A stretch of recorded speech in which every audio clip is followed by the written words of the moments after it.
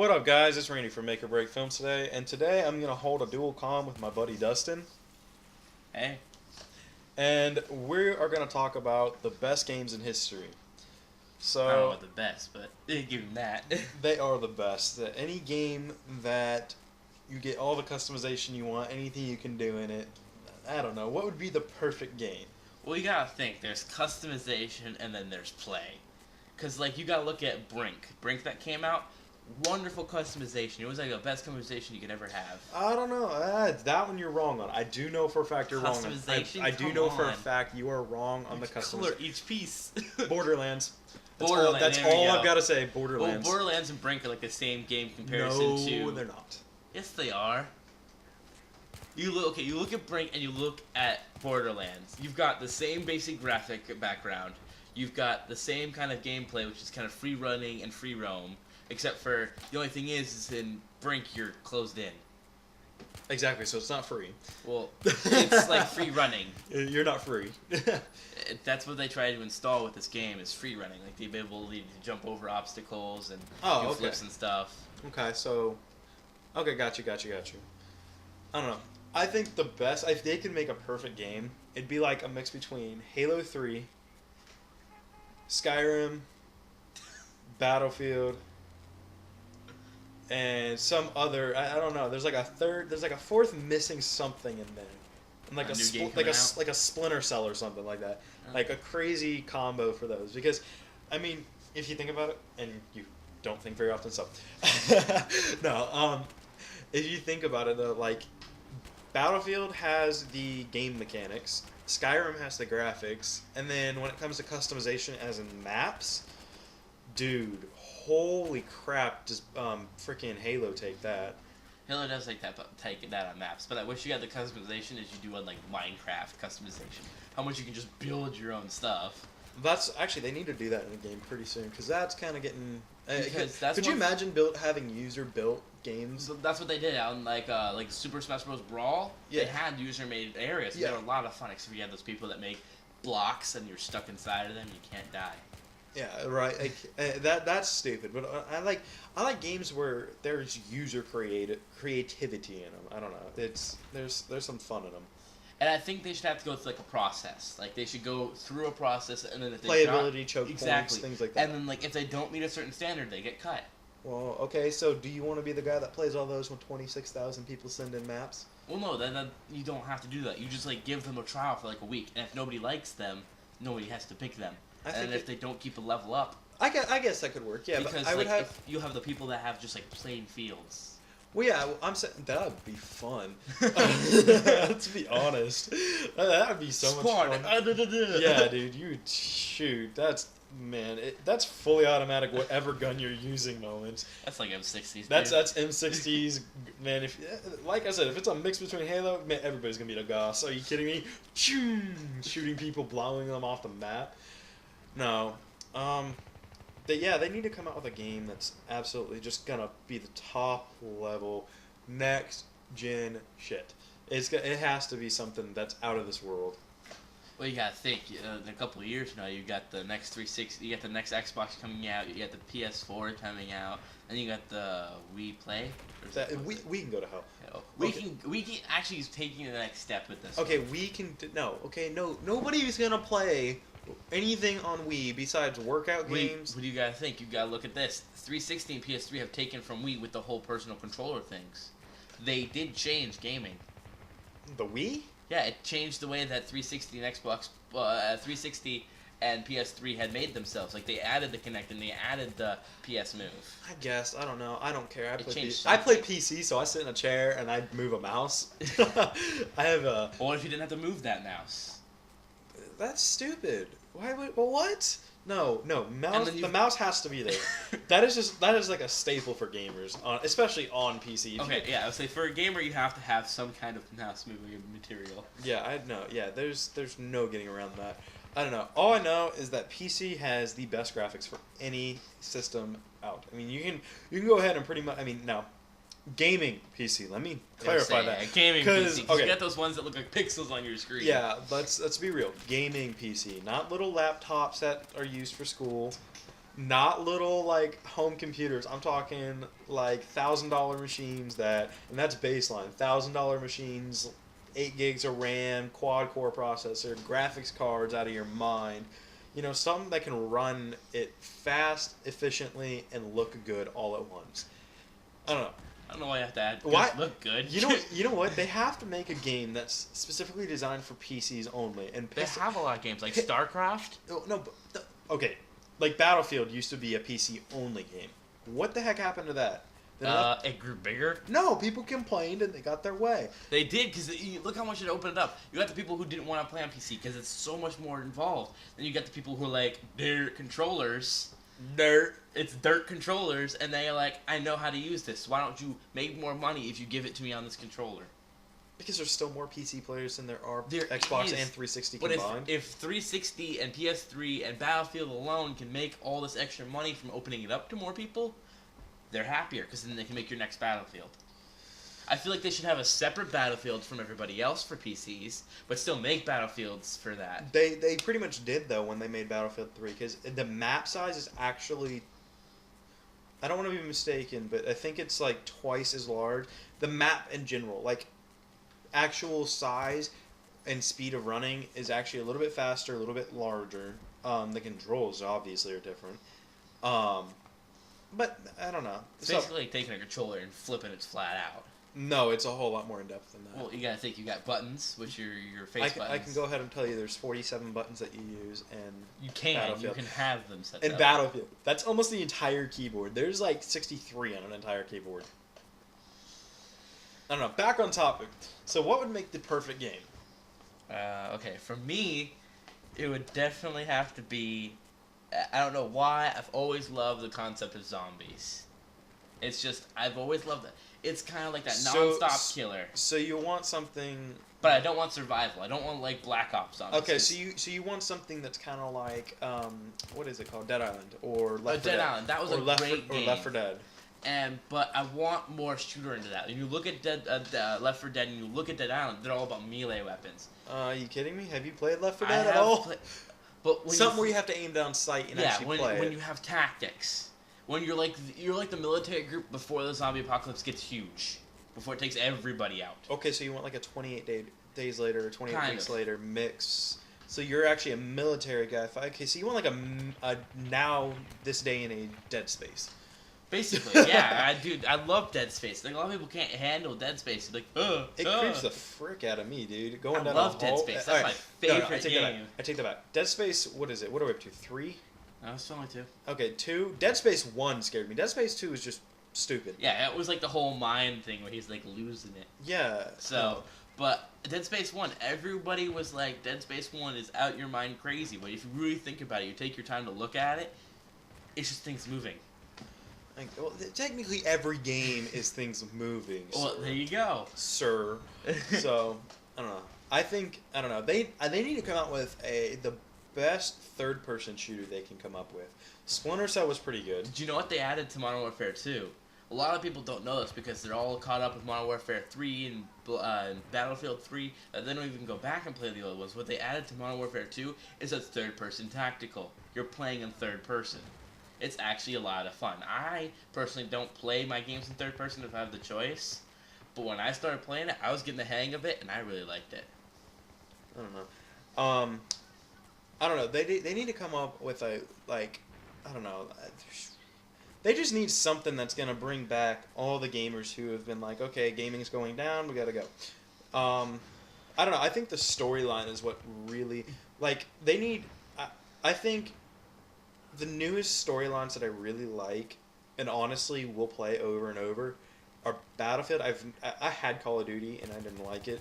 The storyline sucked. Let's be honest. If you don't play every Call of Duty from the beginning to number 3 or 4 or 5 or 6, because you don't see the comparison to how good the stories were before. Like, because you got Black Ops, which is about like having like Black Ops. Well, yeah, it's Black Ops. You gotta think it's older, and like you have all these people, and it's a different story. It's like Black Ops behind the scenes, all this mystery stuff. Modern Warfare 3 is World War 3. So, you have that different story completely between 1 and 2. Between Modern Warfare 2 and Modern Warfare 3, because you got that break in between. Same way they're gonna have the break in between next game they make with Black Ops 2. Basically, Black Ops 2. 2.1. Yeah. Or whatever. Whatever's better. I don't know. I like the Battlefield 3 campaign and honestly, okay. I personally haven't played it, so. Okay, well, the Battlefield 3 campaign is like a super version of Deja Vu. You're pretty much replaying the entire dudes. This guy whose name is Blackburn, that's all you ever learn is his name is Blackburn, which kind of pissed me off because I wanted to learn his real name. But Steve. Yeah, we're gonna call him Steve, no Carl. Pick one. No, Harry. His name's Harry. Harry Blackburn. There we go. So yeah, you go back and play through the whole entire story, and the gist of it is they have 3 nuclear bombs the size of like normal mortar shells, and 2 of them go missing, and they find one of them in a compound. One of them goes to Paris, and they explode it, and you play as a Russian and stuff like that. And then the other one's in the United States, and you have to get the nuke. It's pretty much the thing. And the government's trying to throw you in jail, and they don't believe you, and they think you're part of the conspiracy and stuff like that. I don't know, but I think that's a really good game. I like the storyline a lot, but all the storylines I've played except for like Two Worlds 2. If I know there's some people out there that will agree with me on this one. Two Worlds 2 had a storyline where the characters you got to know. Like, you like that personality. You feel their feelings when you get in touch with them, like knowing their background, knowing what they've gone through. Yeah, like there was a quest in Two Worlds 2 where you had to go to some city, and there's this guy who wanted you to kill this guy. But before you even you got the chance to talk to the guy that hires you, you were talking to the guy you have to go kill, and you were helping him get away from prison and helping his family hide and stuff like that. And then you get sent on a quest to go kill him. And you have the option to kill him or be chased down and attacked everywhere you go by this one dude. And it was more of a morals thing. I mean, I ended up killing him only because it didn't make the game any easier. I mean, it kind of like shocks you because when you do it, it's like, wow, I just killed this dude. And obviously now the realist people are gonna be like, oh, it's just a game, bro. Yeah, it's just a game. No, it's when it's a good game, you get sucked into it. It's like a good book. Yeah. Only 3D, more real, less words. I'll say 3D because that will throw people off. Like, oh, 3D. Because I've done that before. And they're like, it's not 3D. I was like, 3 dimension. You can see the difference. Yeah, there's depth to it, and there's visuals. So I don't know. It's pretty interesting. I like how we basically go from a good book to a good movie to a good game. What's a good movie? No, I'm kidding. But really, like, a good series that I like coming out. I don't know why. I've always had that fun fascination for guerrilla warfare. That jump in, get out, attack, gone. And then you're back again. Like, I was like, I didn't understand that one. And then, like, it's just like Assassin's Creed. A lot of people love that game because... I have never played it. Oh my god, okay. Alright, well, everybody knows the backstory. Everybody. You have so far over my head, I don't even... All I know is the next one they're making is in America. Yeah, the next one they're making is America. You're an You're playing an Indian. You're playing an Indian. Oh, sorry. He's half British and he's half Native American. Which makes no sense at all because he's from Italy. Yeah, because I can't wait to play that. It's the same freaking dude. It's the same. Yeah, it's the same bloodline. It's the same ancestors. And then you go back. It's like, really? How did he go from? First of all, you went from Italy to like some like Arab country, and then from Arabia, he went to like all the way to England. Then from there, it's like it misses a big chunk. I can see the Arabian part because the Arabian area is kind of near Italy, and Italy's not that far from anywhere. Well, I think it's Constantinople he goes to.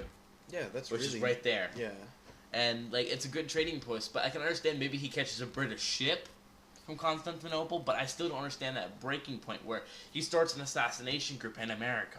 Yeah, that doesn't make any sense. Like, that's what I'm not following.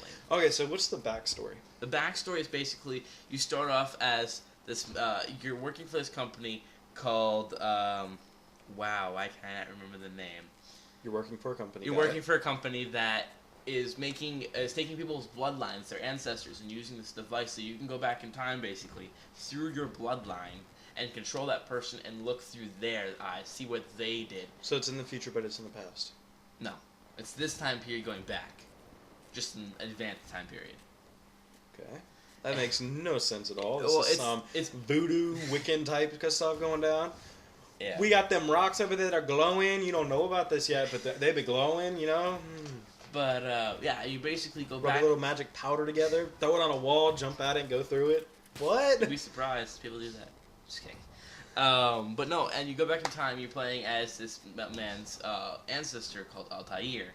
And Altair is like the most bad of a man you will ever meet. He is so cool. He's like up to the next level. A lot of people say they made 3 games about Ezio because he's the coolest. I think Altair, you gotta think, Altair comes from his bloodline. So it's, I know they made 3 games about Ezio, but you gotta think, Ezio is working for this company and they're using the Templars to find these pieces, which you don't know about yet. It's just this whole backstory to find treasure and all this other stuff, and use Altair to attack this, to go back in time and separate between Templars and him, and you're assassinating Templars. Then from there, you have Ezio, which is the next game, which really threw me a curveball because I had no idea who he was, but it turns out to be Ezio's great or great grandson. So 2 children before. And so what ends up happening is he ends up being in that time period. And so you play as Ezio for a long time. For 3 games you play as him. Yeah. Yeah, no, you lost me at number 1. I can understand that. The story's so in-depth you get into it. I don't know. They need to have a game that's just... Oh my gosh, they need to have something that comes out that's going to be the next everything. It has to be the creme de la creme. It has to be... I think it should just be a game that doesn't have to be the best game of all time. User-based game. It has to be a user-integrated game where the users create everything. I do like the idea of a user base, but I think it should be a game that comes out that impacts the community, impacts the gaming community, where it affects everything beyond that. Yeah, so, like no hacking Modern Warfare. Yeah, I'm sorry. I play Modern Warfare. I like Battlefield because of non-hacking, but when I get on Battlefield, I suck. When I'm playing Modern Warfare, I'm a little okay, but that's why I sold the game. I sold the game because I got into a hacked lobby and I got like D-ranked like 4 prestigious. If you really want to see hacked lobbies, go into like Modern Warfare 1. That stuff's like... That's where Modern Warfare 3 is going. Well... If you look at the scoreboard, there's a guy that has 300% accuracy on Xbox, and then he has 300% accuracy, no bullets fired, no shots hit, has 300 million points, and has only played 2 seconds of the game. Okay, bro, that's not hacking. And one thing I thought they were going to do well, because I heard about Elite way before Modern Warfare 3 came out. Everybody knew they were going to have this, like, back behind the scenes kind of, like, personal game. It's garbage. It's garbage. It's plain garbage. And it's a way for them to make money. It's a way for them to make money. First of all, I don't think you should have to pay for it, period, at all. Because it's just a competition.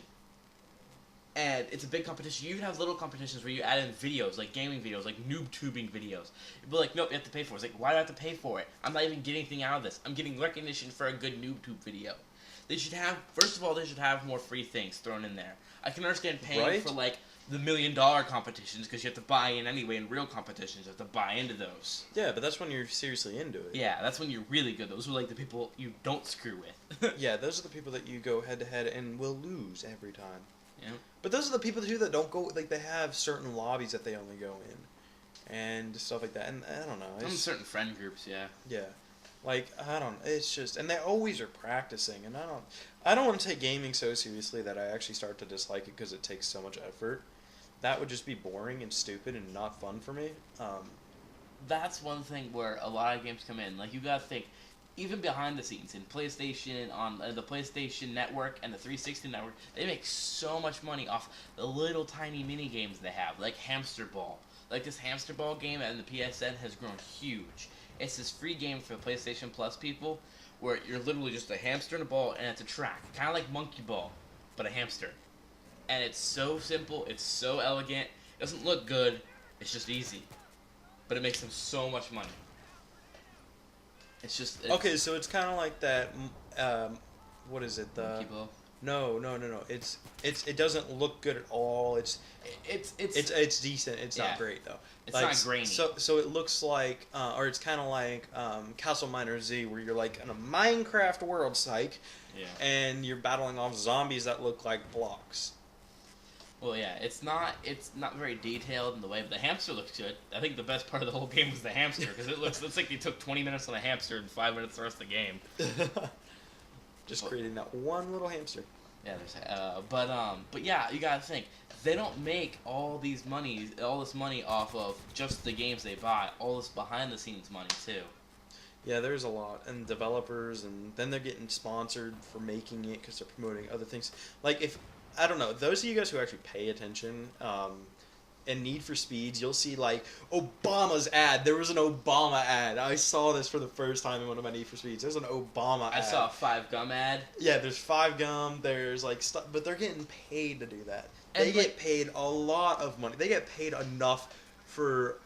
I saw some crazy figure like $300,000 for every million games sold. Now, I mean, you guys would be like, "Oh, that's a lot of games for 300,000." It's like 0.33333 for every game. 0.0333 of a percent of a that doesn't it does because it costs them like 2 cents to make it, and that's for one ad. In the entire for ads from that one company. Now, if you do all 20 ads they have in there and all 30 types of cars they have in there, I mean, it really they're making from bank. Each car company they've got every single they're making and car bank. parts. When you go to customize your car, they get paid for those car part ads. Yeah, and the racing games have been now becoming too real. Like they're so up there in the realism. Like Grid, Dude, I could not even drive cars in Grid. I'll go up to turns. I'll be like, turn. And you'd fly off the map. You'd slide all the way off the map. It's like, really? I like games where you hit turn, and you almost turn too much. No, you learned that control. I like the real games, but the new Forza that came out, oh, that's garbage, dude. The turning feels like a truck driver trying to drive. I just got that game for my PSN, from off PSN. I cannot stop. Did you get the demo or did you buy it? It was for free. Oh, okay. So it's free for PSN Plus right now. Okay. That's an awful game. I mean, it's awful. The graphics are amazing. Yes. The steering, the braking, the every other part it's of the game. It's all realistic. But it's not. So you're telling me in a Zonda you can't stop within 120 meters after going 80 miles an hour? You got. Yeah. Okay. Okay. Yeah. A bull crap. I think the one. And you can't turn in a Yugo 3 feet. Yeah, because the first car you get is like a Porsche. Yeah, come on now. I mean, Porsches are some of the most agile cars on the market. Are you kidding me? And like, I hate when you go into options. It's like tire traction. It's like I can't control tire traction. That's the track. That's the tires I buy. That's the kind of customization I like. It's depending on if I want that traction. If I need that extra grab in the turns. I don't know. That's when Need for Speed came out. Like when Need for Speed came out, it changed racing. It really did. It upped the bar because you got to think. All those like behind the scenes Formula 1 racing fell behind. Every racing game fell behind Need for Speed because everyone saw this like street tough racing game. And now they're switching to track. Exactly, they're switching to track. They're switching to standard tracks where it's like, wow. But you got the Midnight Club. I loved Midnight Club. I still have that. I play that all the time. Now, what's stupid is all the mods you can get for it now. Yeah. Like I know that I shouldn't be saying this, but I actually have a mod on mine. Where I have like an Audi R8 that can go 300 miles an hour in like 2.1 seconds, but it's just fun. Like those types of mods don't affect anybody. Because everybody does it. It's not even that. That'd be like saying if I did drugs, everybody else does it, and that's okay. No, it's fun to have. Like I don't know. Well, there would be no comparison. So since everybody else is doing it, it's now the advantage of the game. Yeah. So. I don't know. Okay, so 3 questions I want to know what you guys think. What type of game would you think is the best game or combo of games to make the ultimate first-person shooter, role-playing game, whatever you want to call it? Second, what do you think about modding? And third, what do you guys play more of, PC or consoles, like Xbox 360 and PS3? And internet is not out because consoles have internet games you can get. Like, yeah. So having doing Congregate, that's not out. Okay. Yeah. So. All right, so let me know what you guys think and shoot us a whatever. So, yep. Facebook. Yeah, Facebook us, Twitter. Yeah, Twitter. It's, you Facebook, it's rando you can silence. use your finger to Twitter, and you can use your other hand to Facebook. So have fun. Okay, take that as you will. All right, guys. It's been Randy from Make or Break Films, and Dustin, the Van Haren Army. so we'll talk to you guys later.